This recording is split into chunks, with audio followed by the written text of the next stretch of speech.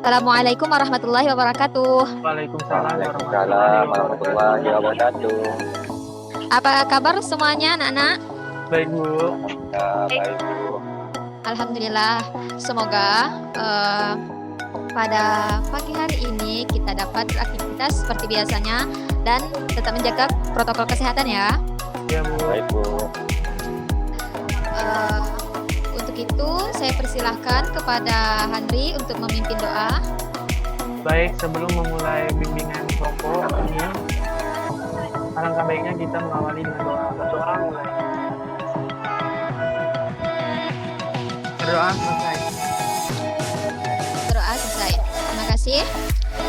Selanjutnya saya akan mengabsen kalian terlebih dahulu. Handri Pratama, Ya Bu. Nadia, Bu. Reza, Ya Bu. Jupiandi. Ya, baiklah.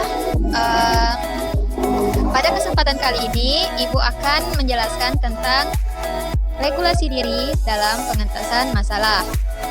Sebelum itu, apakah ada yang tahu apa itu regulasi diri? Tahu Bu. Nah, regulasi diri adalah suatu kontrol diri untuk mencapai suatu tujuan yang diinginkan. Nah, suatu tujuan yang diinginkan di sini adalah suatu proses untuk meningkatkan diri kita.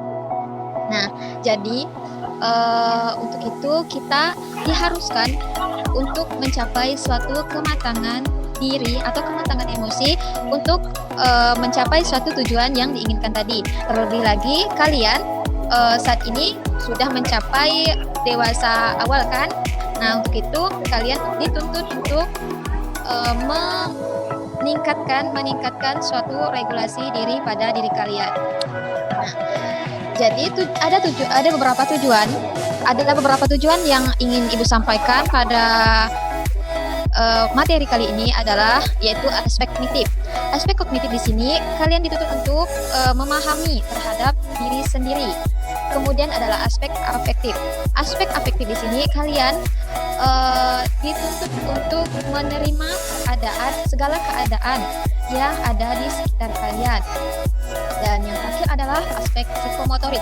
Aspek psikomotorik adalah yang menyangkut tentang keadaan-keadaan di sekitar kita, seperti lingkungan atau lingkungan keluarga. Nah, jadi kita bisa harus beradaptasi sesuai dengan keadaan yang di sekitar kita. Jadi pada bimbingan kelompok kali ini ada beberapa submateri yang akan Ibu sampaikan. Pertama adalah pengertian regulasi diri, yang kedua adalah faktor-faktor yang mempengaruhi regulasi diri, dan yang terakhir adalah cara kita mengembangkan regulasi diri untuk mengentaskan suatu masalah. Nah, dan adapun kegiatan-kegiatan yang akan kalian laksanakan untuk kedepannya adalah seperti melakukan dialog terbuka. Dialog terbuka di sini kita akan melakukan seperti bercakap-cakap antara saya sebagai guru dan kalian sebagai murid. Nah, kita di situ bisa seperti curhat untuk atau berdiskusi mengenai regulasi diri agar kita meningkatkan regulasi yang ada di dalam diri kita.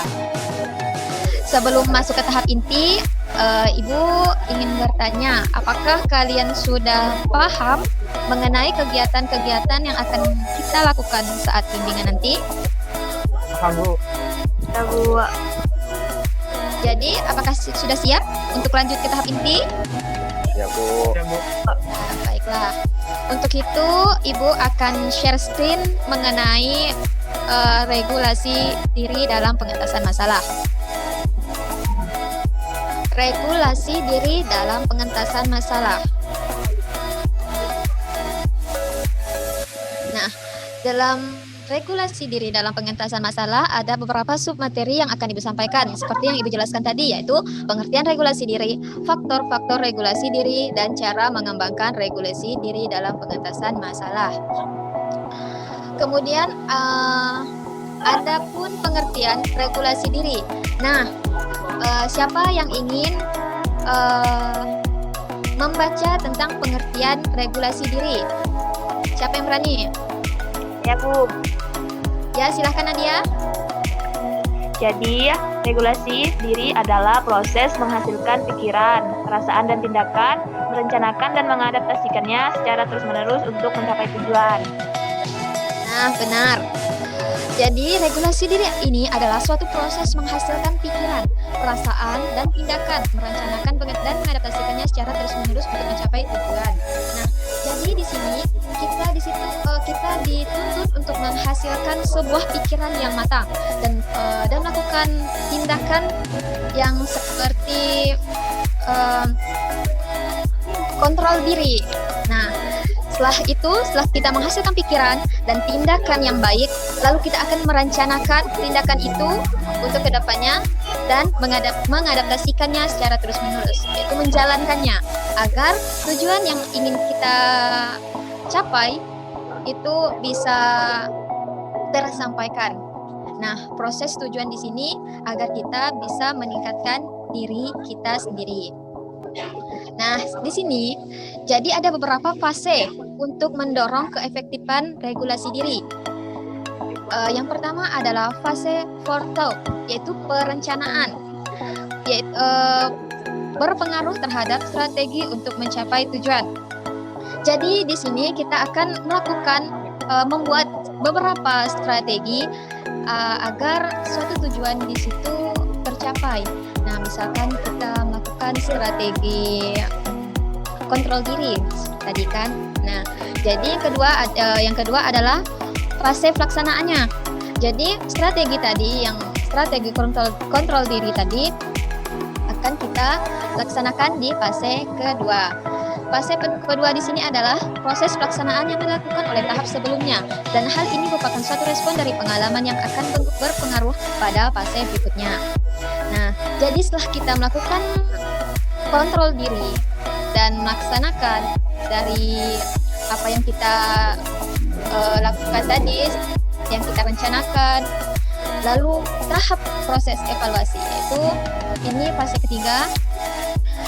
Proses evaluasi di sini akan berdampak pada penetapan langkah-langkah yang dilakukan oleh proses berikutnya. Jadi dari perencanaan, pelaksanaan sampai ke evaluasi, di situ akan terus-menerus menjadi sebuah siklus agar suatu tujuan yang ingin kita capai tersampaikan oleh kita, yaitu proses peningkatan diri. Ada beberapa faktor yang mempengaruhi regulasi diri kita ini. Yang pertama adalah individu. Dan individu di sini kita diperlukan untuk pengetahuan diri. Nah, pengetahuan di sini akan membantu kita untuk melakukan regulasi diri. Dan kemudian kita dituntut untuk melakukan kemampuan metakognisi untuk melakukan pelaksanaan regulasi tersebut. Dan yang terakhir adalah tujuan. Tujuan ini dapat membantu kita sebagai individu melakukan regulasi diri secara penuh. Dan yang berikutnya adalah perilaku. Perilaku di sini mengacu pada kemampuan diri kita. Jadi aktivitas apapun yang kita lakukan selagi itu baik, hal itu akan berpengaruh untuk meningkatkan regulasi diri kita. Dan yang terakhir adalah lingkungan. Dan lingkungan di sini pengaruh sosial, pengaruh yang ada di lingkungan kita semuanya itu akan berpengaruh pada peningkatan regulasi diri kita. Dan yang selanjutnya adalah cara mengembangkan regulasi diri dalam mengentaskan masalah. Nah, ternyata regulasi di sini sangat berpengaruh pada kematangan emosi. Ada yang tahu kematangan emosi itu apa? Ingin tahu Bu. Nah, kematangan emosi di sini adalah individu menilai situasi kritis terlebih dahulu sebelum bereaksi secara emosional. Jika seseorang yang mempunyai emosi yang matang, maka setiap dalam keadaan apapun dia akan memberikan suatu sikap emosi yang stabil.